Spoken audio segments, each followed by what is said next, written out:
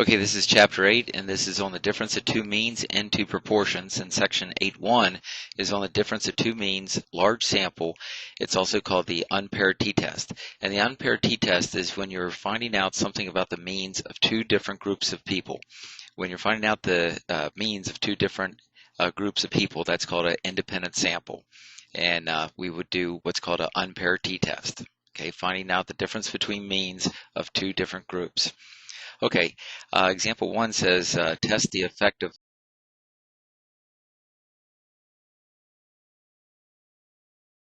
samples, one to receive the supplement and one to receive a placebo. Well, persons receiving the herbal supplement were not related or paired with those in the control group. There were two different groups of people, and so therefore this is an independent sample. And since the problem is about averages or means,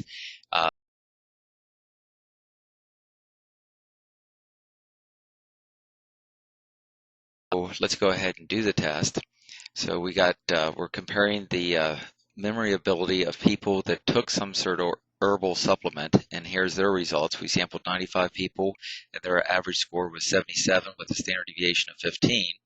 And for the control group that just took a placebo, we sampled 105 people, and their mean was 73, was their average score with a standard deviation of 12.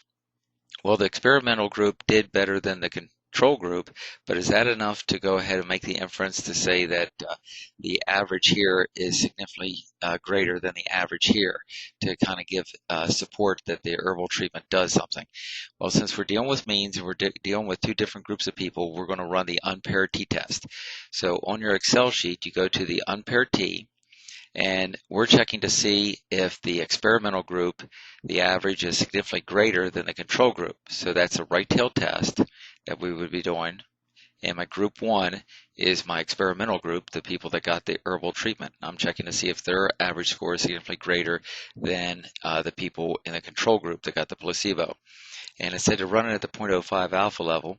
And here's all your data in, your N1, your mean X bar for group 1, your standard deviation for group 1, your sample size for group 2, your X bar for group 2, and your standard deviation for group 2. And as soon as you put this in here, we get our test statistic, which is greater than our critical value, so we reject the null hypothesis. Also comparing p-values, we see that this p-value is less than my alpha level, so I will reject this at the 0.05 alpha level. So my summary at the 0.05 alpha level would be, at the 0.05 alpha level, I was able to show that the average memory score for people the average memory score for people that take the herbal treatment is significantly greater than the average score for people that don't take the herbal treatment. Not just for these 95 plus 105, that's 200 people. Not just for these 200 people, but this is making the inference to the entire population. In other words, this is saying that the average for people that if you take this herbal treatment, your average will be better than if you don't take it. So it really leads support for the herbal treatment thing, because it's statistically, we're making an inference up to the whole population. That's why we're saying mu here, not X bar. So it's showing that this is significant. Now you could say there's problems with this test. For example, maybe these people that are in here just are already have better memories than these people right here. So maybe it'd be good to do a before and after test with these group of people before you test them to see if the herbal treatment make the difference. So, but anyway, that's the results there. Now, typically we would say, well, if this is the p-value doesn't change, and if I change this to 0.01, I would get do not reject the null hypothesis, because this p-value, 0.02, is not less than an alpha level of 0.01. It turns out, though, that this is a very complicated formula to do by hand, because the p-value, the formula that's used to get the p-value changes depending on whether your standard deviations are significantly different or not. And at the 0.05 alpha level, it turns out that the standard deviations are significantly different.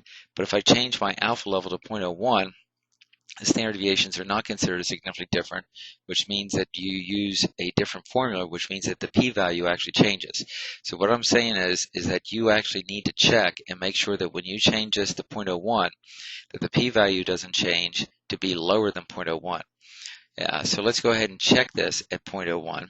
If I change this to 0.01, watch what happens to the p-value. it changed, but it didn't change by that much. It still is not less than this alpha level. So the most significant alpha level is the 0.05, because at the 0.01 we weren't able to show that the experimental group's average was significantly greater than the control group average. So the most significant alpha level would be the 0.05 alpha level. Now, if we were asked to do confidence intervals for this type of problem, it gives you directions here that the confidence interval is based on your data that's in this area. So you have to put your data over here for it to calculate the confidence interval that's right here. So let me just take these numbers right here, and I'll copy them, and I'll go over here and do a paste special, and I get those in there. And now I have my confidence level. What confidence level is this? Well, right here it says the confidence level is equal to 1 minus the alpha level. So if this alpha level right here is 0.05, then this is a 95% confidence interval. So I'm 95% sure that the